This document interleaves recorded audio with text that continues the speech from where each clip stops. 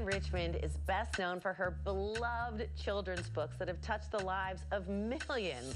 Just in time for Mother's Day, she's written a powerful memoir about overcoming a mother's emotional neglect and finding the courage to reclaim the story of your life. The book is called If You Were My Daughter, and she's here today to tell us about it. Welcome.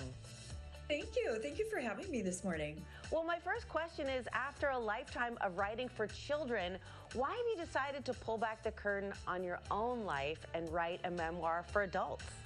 Yeah, I know. It's a big leap from going from cute little uplifting kids' books. You know, it is actually a story that I've told in person many, many times when presenting the why behind my work.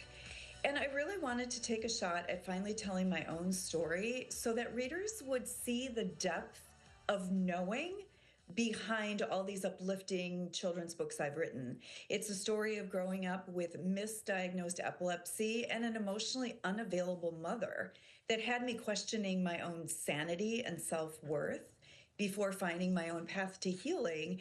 And I want people to see the depth behind these children's books I've created for so many years that have found their way into people's lives. I think a lot of people will relate to your story, and I want to ask about your subtitle, Healing an Unmothered Heart. What does that mean to you? Yes, and I picked that very carefully because I wasn't unmothered. I had shelter, I had food, but the unmothered heart was being raised by a woman who couldn't meet me emotionally with that empathy and attunement that my heart craved and longed for, especially because I was dealing with some significant health challenges and didn't have that loving witness to travel through the journey with me. And so it led me feeling very alone and just without that maternal care. So that's my idea about unmothered heart.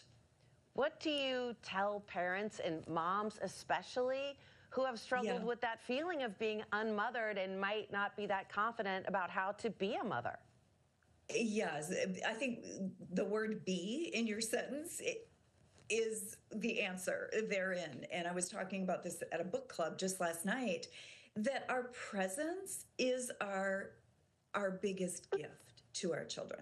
The being with, not trying to talk our kids out of, don't be scared. Well, they're scared. So come alongside and be with and affirm and reflect. I hear you feel confused. I hear your frustration. We just want someone to journey with us.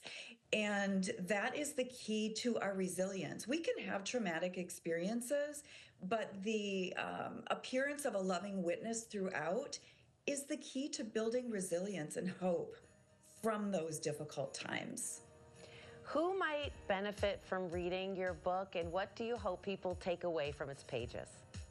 Yeah, I think even if you didn't have like a mother issue, as we say, I think anyone who's experienced experienced difficulty with relationships or feeling misunderstood or unseen, I think can find themselves in this story, because a lot of it is about the reclamation of self.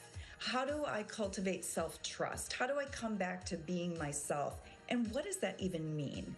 And I feel like my journey can really help people who are craving that, that coming back to oneself and being more fully in themselves. I feel like especially at this time of year, it can be very tricky to talk about having an imperfect mother or feeling like one is an imperfect mother. And so many people would get a lot out of this memoir. Where can viewers find this book? You know, this is the whole blanket wherever books are sold.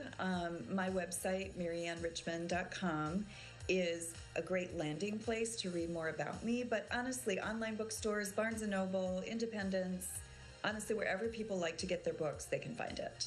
Thank you so much, and congratulations on your beautiful new book, If You Were My Daughter.